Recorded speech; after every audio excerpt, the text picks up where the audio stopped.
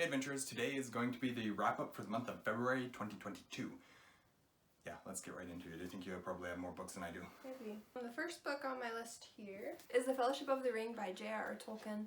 I finally read this, guys. It was kind of a spur of the moment. Tony's like, oh, let's just buy the audiobook for you. And then I was like, oh, I need an audiobook to listen to. So I listened to it.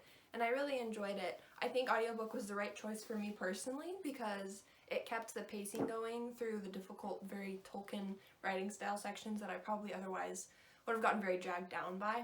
I really enjoyed it. I thought it was a very vivid story. There was a couple sections where I walked into Tig's room like, why is this even in the book? But I did like it overall, and I'm excited to listen to the rest of the series, the book. All of the above. What's the first one? Okay, so the first one I finished was The Three Musketeers by Alexander Dumas. I listened to this one on audiobook and it was phenomenal. I don't know that I liked it as much as I did The Count of Monte Cristo, but it was really, really good, and there was lots of times when I was just blown away by how good the interactions were between the characters, how much you felt like the Three Musketeers were best friends, and it was just really cool to see a lot of that side of things that I never really seen, but also just the amount of story that exists in the book that isn't in any adaptation I've ever seen or been a part of in any way, and it's incredible. I don't know if I'm going to do a review. I probably will, so I'll leave my thoughts there. The next book I've got here is Recorder by Mccrum. This is a book that he and I both saw that we really wanted to read. Just we were sold by the cover. That's what sold us. We thought it looked really intriguing. And I read it and I liked it. It's sci-fi. I was a little confused at the beginning, and it traveled all throughout the book with that confusion, is the way the characters were introduced. There was a lot of characters. They went by first name, last name, and nicknames. And so trying to keep track of all these characters by these wide variety of names was really difficult. So that was a little challenging. Other than that, I think it was a really solid book. And there's a couple things... No, okay. I'm going to rephrase that. I really enjoyed the book. I think it had some flaws.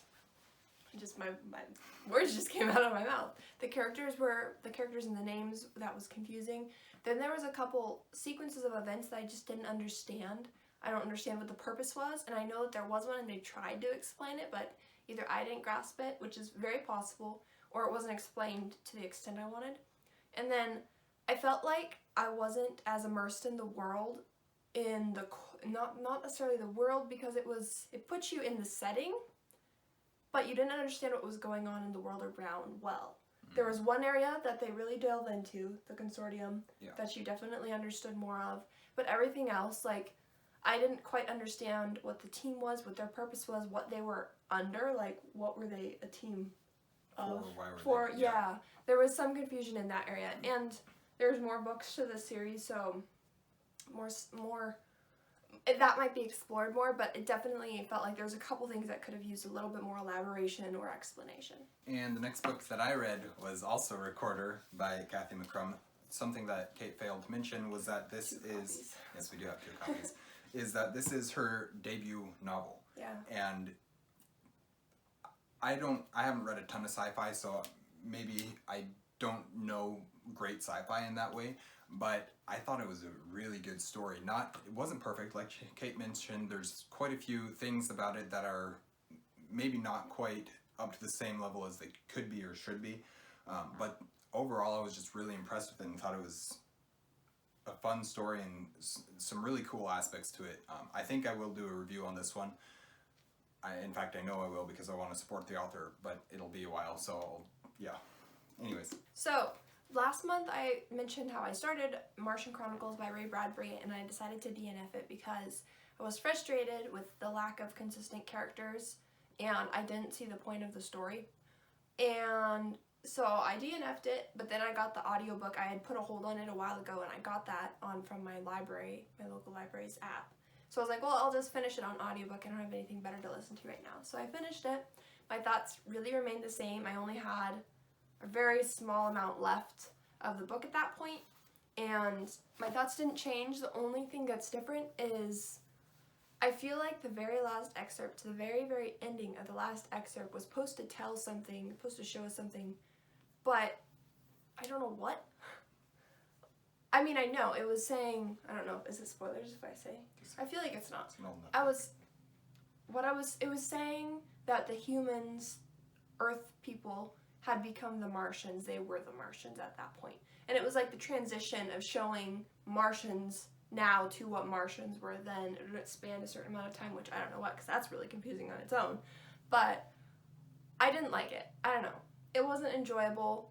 I like Ray Bradbury's writing style, and I like the types of stories, his premises, and the types of stories he comes up with. But that one didn't work for me. Oh, I guess I skipped a book. Oh well. Before I finished Recorder, I listened to The Farthest Chore by Ursula K. Le Guin. This is the third book in the Earthsea cycle, I believe. And I am constantly surprised at how good Ursula K. Le Guin's books are. I mean, I've only read 3 at this point, but they are so good, and people don't realize, like, people don't read them, and you don't hear them talked about nearly as much as I think they should be. I don't know if I'll do a review for The Farthest Shore or not, so I'll talk a little bit more about it here, I guess. But just you've gotten to know the characters, some of the characters, one of the characters, I guess, from book 1 and book 2, and you get to see more of where he's at now in his journey.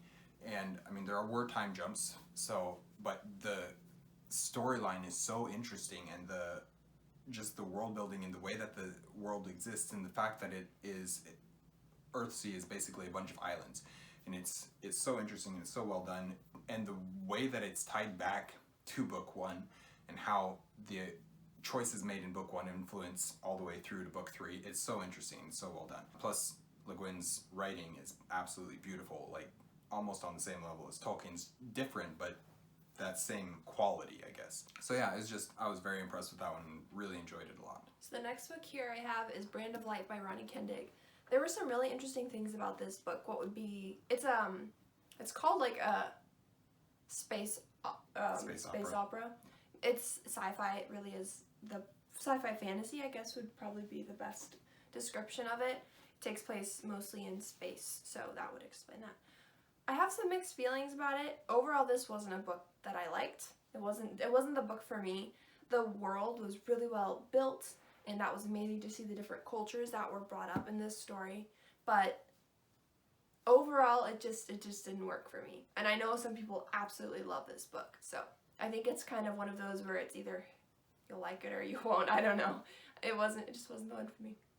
Then I listened to Stormfront by Jim Butcher. This is the first book in the Dresden Files. I went into this book needing an audiobook to listen to because I'd finished the Farthest Shore in a day, and so I needed an audiobook to listen to next, and so I asked a couple other booktubers, and they're like, oh, read this one. So I listened to that one, and it was, there was a lot of things about it that I ended up really enjoying. I think there was a lot of stuff in it that was unnecessary and trash, having to do with language and sexual relationships and stuff like that, and it's just unnecessary, and it wasn't needed to tell the story. But other than that, like, you got to know the character really well, and the world was really interesting.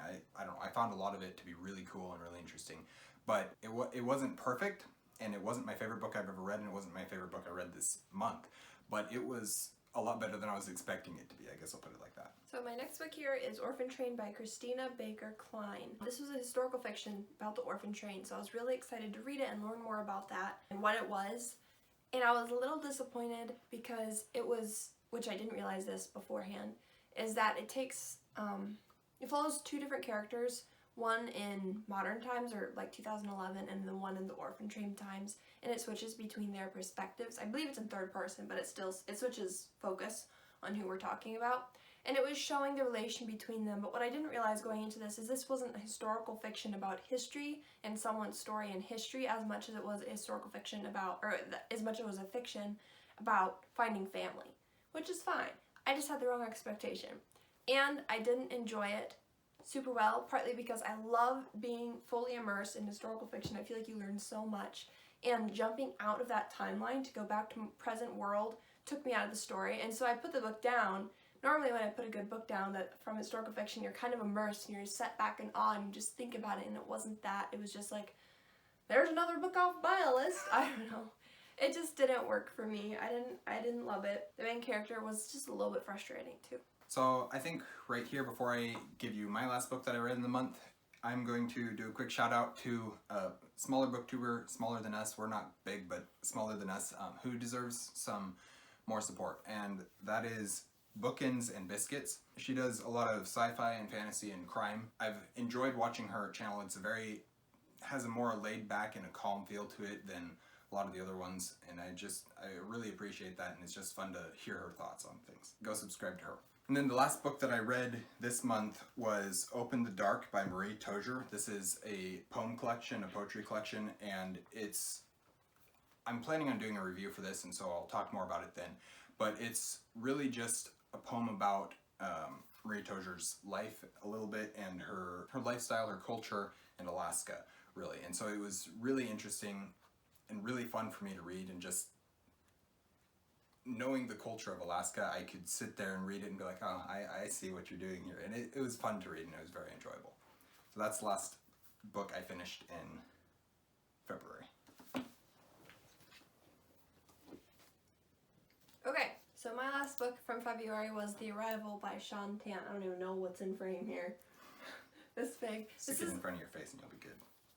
This is a graphic novel, but there's no words in it. So the story is told entirely through illustrations, as you see. And it's the story of an immigrant going to this, from world as we know it, to this very fantastical world. But it includes a lot of things about immigration and what he went through, and then getting his family there. It was a really interesting book. I don't know that I have, I feel like people really dive deep into this and have great understanding of what this was about, and I don't think I'm there, but it was fun to look at because there wasn't words, so you don't read it necessarily. The illustrations were amazing, and how they told the whole story just through pictures was so cool. So, that was a fun book. Did I tell you the author? It's The Arrival by Sean Tan, but you guys should check it out because it's not like a huge commitment. Just check it out. Just look at the pictures. Just look at the pictures. It's like a picture book. Anyways, thank you guys for watching an Erudite Adventure. This was our February wrap-up for the year 2022. What did you guys read this month? Hope you had a good reading month. I think we both had a pretty solid one. Made it through lots of books. So, we will see you guys again soon. We post videos every Monday and Thursday. Thanks for watching. Stay warm.